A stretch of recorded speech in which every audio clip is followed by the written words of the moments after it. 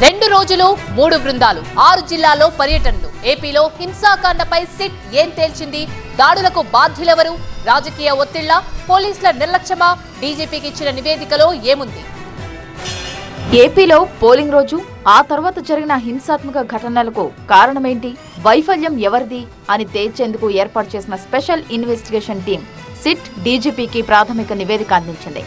SIT chief Vineet Brijlal DGP Harish Kumar గుప్తాను కలిసి report అందజేశారు. 3 బృందాలుగా విడిపోయి తాడిపత్రి, తిరుపతి, చంద్రగిరి, మాచర్ల, నరసరావుపేటల్లో పర్యటించి ప్రాథమిక రిపోర్ట్ సిద్ధం చేసింది సిట్ బృందం. మొత్తం 6 చోట్ల అల్లర్లను ధృవీకరించిన సిట్ 150 పేజీల రిపోర్ట్ ఇచ్చింది. మొత్తం 33 కేసుల్లో ఇప్పటి వరకు 124 మంది అరెస్టు కాగా 1370 మందిని నిందితులుగా గుర్తించింది. 94 మందికి 41A నోటీసులు ఇచ్చారు పోలీసులు. ఏపీలో పోలింగ్ డే రోజు మొదలైన ఫైటింగ్ తర్వాత కూడా కంటిన్యూ అయింది. అల్లర్లు, ఎన్నికల హింసాకాండకు ముఖ్య కారణం 4 సింహం నిద్రపోవడమే కారణమని తేల్చింది సిట్ బృందం. పోలీసులు నిర్లక్ష్యంగా వ్యవహరించిన కారణంగానే పెద్ద ఎత్తున అల్లర్లు చెలరేగినట్లు కుండబద్దలు కొట్టింది సిట్ రిపోర్ట్. సున్నిత ప్రాంతాలని ముందే తెలిసినా జాగ్రత్తలు తీసుకోకపోవడం, నిఘా రిపోర్టులు ఉన్న అల్లర్లకు అవకాశం ఉన్న చోట ఫోకస్ పెట్టకపోవడం, హింసాకాండ తర్వాత కొందరు అధికారులు రాజకీయ ఒత్తిళ్లకు తలొక్కడం, హింసాత్మక ఘటనలకు కారణమైన వ్యక్తులపై దర్యాప్తులు జాప్యం చేయడంతో అల్లర్లు పెరిగాయి.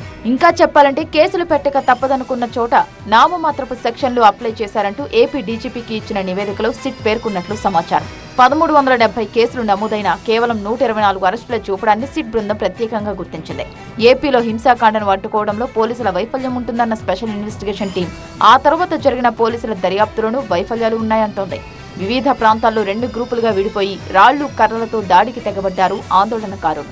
మరణాలకు దారి తీసే స్థాయిలో జరిగిన రాళ్ల దాడిని తీవ్రమైన నేరాలుగా పరిగణిస్తున్నట్లు నివేదిక ఇచ్చింది సిట్. హింసకు గల కారణాలు విశ్లేషిస్తూనే తీసుకోవాల్సిన చర్యల గురించి కొన్ని కీలక సిఫార్సులు చేసింది. సీసీటీవీ ఫుటేజ్, వీడియో ఫుటేజ్లను విచారణ కోసం డిజిటల్ సాక్ష్యాలుగా సేకరించాలి.